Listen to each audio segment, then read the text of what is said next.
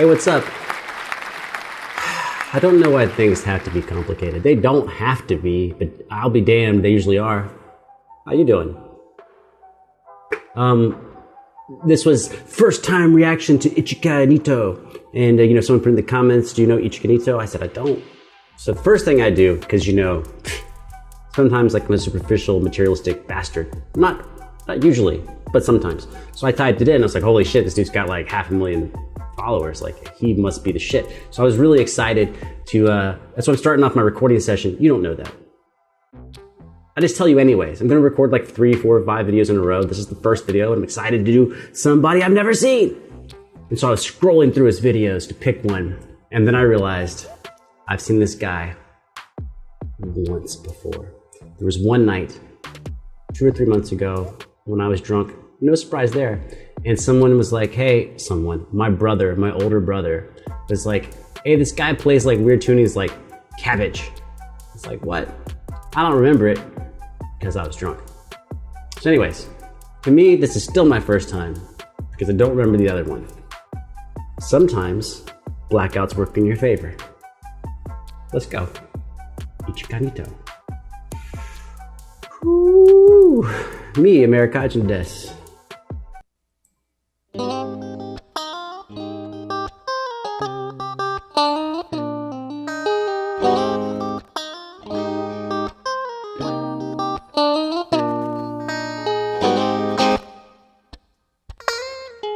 That's super smooth.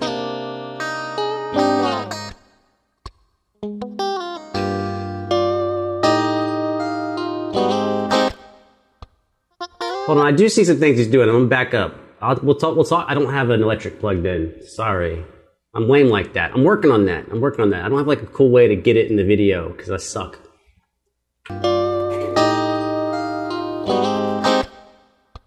Oh, and also that stretch from 7 to 12. All right, I'm trying to keep tabs of all this shit he's doing.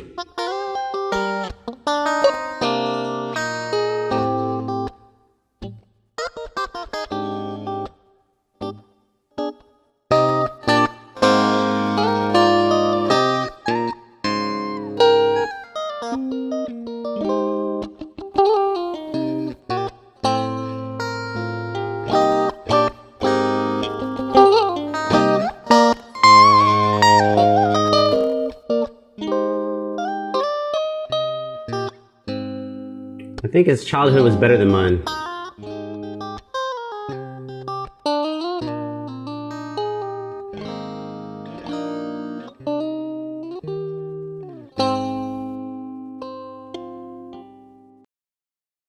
Oh, dude, that was super dope. That was super awesome. Where to start? I don't know where to start, so I'm just gonna start talking. One, he's using a bass technique on some of his stuff, but not what you probably think. It's not the slapping with the thumb, it's the popping with his finger. I think he was mostly popping with his ring finger. And he wasn't doing it all the time. He was occasionally throw it in as like a color tone.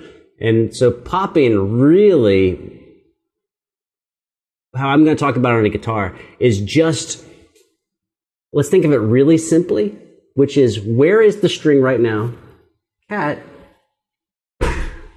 you're going to mess everything up? Don't mess everything up. Don't knock my shit over, please. We'll try to do it with like an acoustic.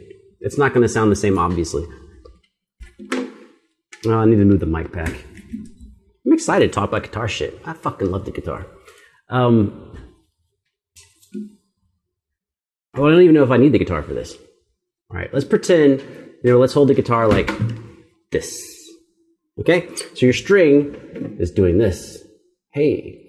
This is one of the most I think this is the most overlooked aspect of guitar playing on all guitar instruments, electric, acoustic, classical. It blew my mind once I started like wrapping my head around it and all of the effects it was going to have, which is the most important thing of playing the guitar, period, is how you set the string in motion.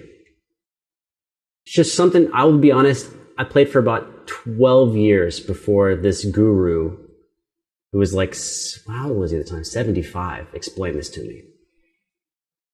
That when your string is at rest, depending on how you move this string in three-dimensional space, before you let go, that's where all of your tone comes from.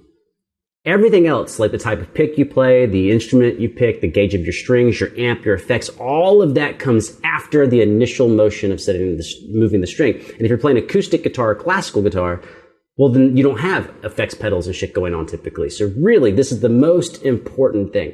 Now, he was talking about getting a super smooth tone, which I guess we won't talk about.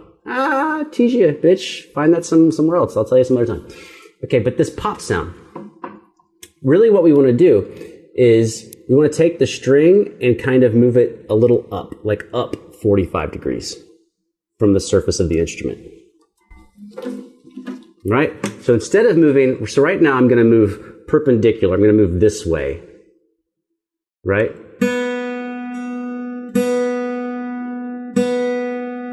Now I'm just going to, instead of moving the string this way, I'm going to move it this way.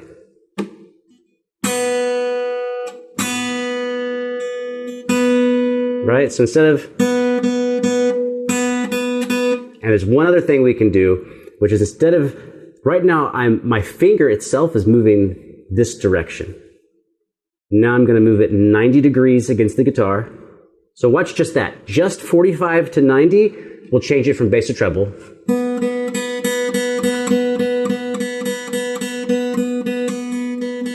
And now if I do this and move the string up,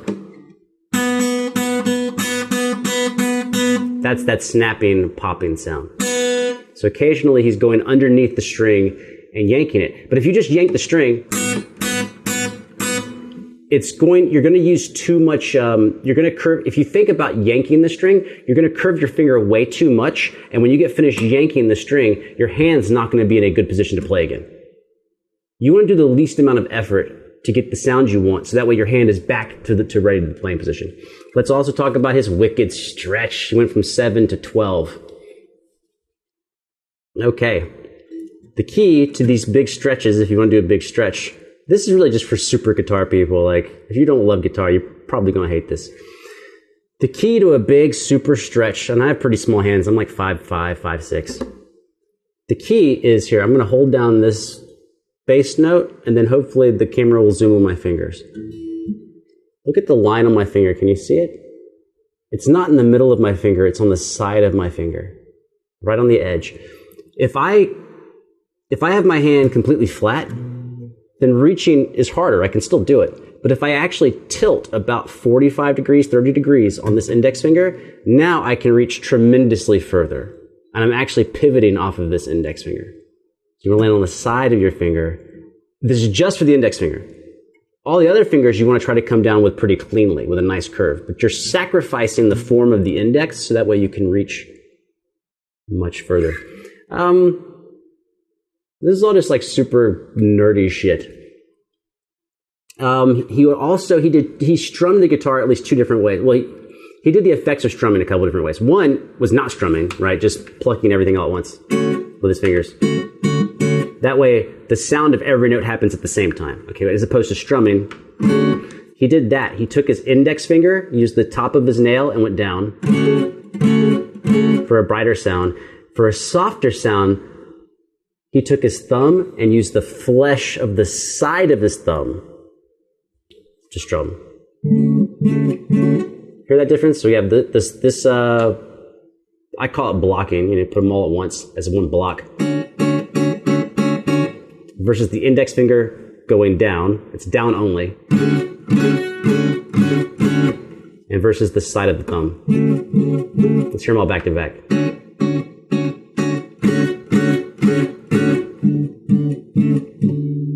Gives you three different tonal characteristics for just how you strum. When you saw him strumming up here, when he was tapping and then he was strum, he was doing the same thing. Because he didn't have to worry about his thumb hitting the neck because he's actually just gliding across. Whereas if you're using your fingernail, you probably end up, you won't hear it, but you'll feel it. Your fingernail will sometimes hit the wood and it messes your timing up. So a lot of really subtle ways of playing the instrument that he's mixing all together. I don't have any cool tapping tricks to show you, but what I will say is how he's doing them is a lot of these arpeggios. He's extending them. Oh, I need to find a cool note to play. What am I playing? D major 7?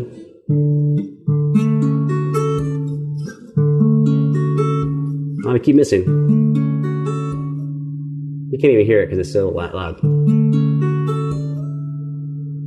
So it's at the same speed as the arpeggio. Da, da, da, da, da, da, da. But the last two notes, one is you tap and then you slide.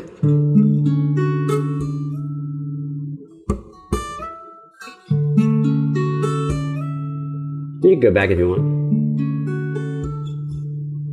But you need to be on electric. I keep whatever, it sounds like shit. But he's doing that fast. And that's that cool effect you hear is instead of, a lot of times people do tapping as the extension of a single line. Right? That type of stuff. But instead what he's doing is he's coloring his chords by using the tap slide. And the reason why it sounds so cool is it's at the same speed of his picking. Da, da, da, da, da, da, da. But he ends up with longer lines than you would have when you finger pick. Because guitarists typically do things that are idiomatic, which means common to your musculature. So we have a lot of patterns that are patterns of 3 and patterns of 4. Because doing triplets and eighth notes is really easy once you get used to it with your hands. Cat, no. And then we do combinations of that. So 6 and 8, because you just double 3 and 4. But he's got some cool ones in there where he's doing like 6 notes, but it's not the 6 you think of. It's not triplet, it's just 6 eighth notes in a row. Like thumb, index, middle, ring, tap, slide. Thumb, index, middle, ring, tap, slide. That's enough, right? Dude's dope. I need to figure out how to hook up my fucking guitar. Oh, if you're still here, I'll link to me playing Bach. He did like a minute of kicking ass. I think I did a minute of punching Bach in the dick. So I'll link to that below. Let me also write in a different color pen, link to Bach. Link to Bach. And you can let me know if I kicked it in the dick or not. You could be like, dude, you suck. I'm gonna tell you up front. I'm just gonna be 100% real with you. If you say I suck on the Bach, I don't believe you. I think I murdered it. So you either just don't like me or you don't like Bach. Feel free to leave your hate over there. You know, give me something to do. All right. Fucking felt good. Fucking love y'all. Take care of yourselves. I'm gonna take a 3-minute break and make another video, which you'll see hours and hours from now. Later.